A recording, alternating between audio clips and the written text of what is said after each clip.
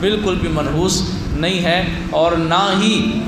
اسلام میں کسی دن کسی مہینے کو منحوس کہا گیا ہے۔ آج کچھ اس طرح کے عجیب قسم کے پیر آ گئے ہیں، ان سے جب کوئی بندہ جا کر کہے جی میں نے فلاں کام شروع کرنا ہے، تو وہ کہتے ہیں منگل کے دن نہ بھائی کرنا، کام نہیں ہوگا۔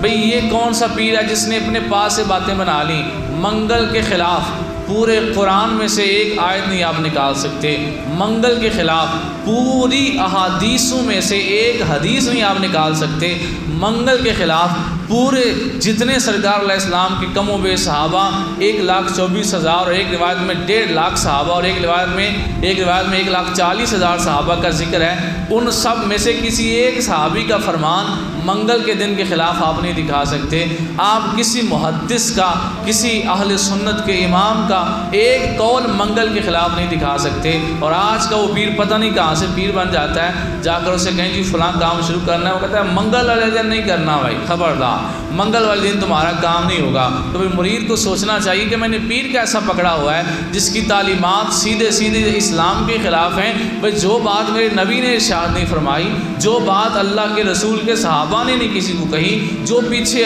علماء اہل سنت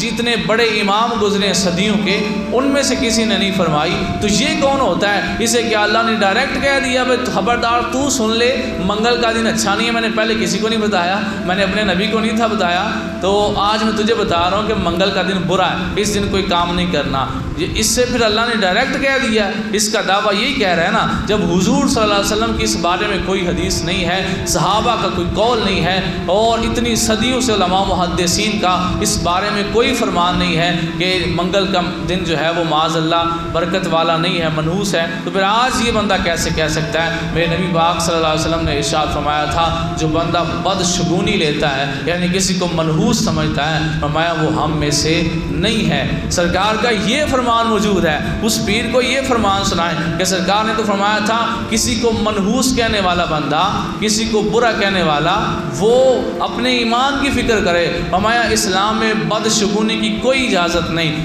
بدشگونی لینا یعنی کسی کو منحوس سمجھنا، جس طرح ہمارے ہاں کہا جاتا ہے اگر میاں گھر سے نکل رہا ہے تو بیوی بیچاری کو کام یاد آ جاتا ہے، وہ کہتی ہے ذرا بات سنیے گا، تو مرد صاحب پیچھے مڑ کے یہ نہیں کہتے جی بتاؤ کیا، پیچھے مڑ کے پتا کیا کہتے ہیں، وہ تیرا دماغ نہیں کام کرتا، وہ گھروں نکل دے نو آواز نہیں ماری دی، اگلا کام نہیں ہوتا، کس نے کہہ دیا تمہیں؟ کس حدیث سے پڑھا ہے؟ کس صحابی نے بتایا؟ ویسے تو ہم کو مسئلہ بیان کریں تو ہم سے سیدھا سوال آ کے پتہ کیا ہوتا ہے، اے کیڑی حدیث بیان کیتا جی، تسی بھی تو مسلمان ہو نا، ساڑا بھی آ کے بنتا ہے تواڈے کول سوال کریے وہ تساں کیڑی حدیث پڑھیا ہے کہ اگر گھر سے بندہ نکلے بیوی آواز مار لے، اسے کوئی کام یاد آ جائے وہ آواز دے لے، تو آپ نے کس حدیث سے پڑھا کہ پھر بندے کا کام نہیں ہوتا؟ بھائی بندے کا کام ہونے نہ ہونے کا اس سے کوئی تعلق نہیں، وہ بیوی بیچاری منحوس نہیں ہے، وہ اللہ تعالیٰ کے نبی علیہ السلام نے ارشاد فرمایا اللہ نے بیوی کو تمہارے لیے نصف ایمان بنا کے بھیجا ہے۔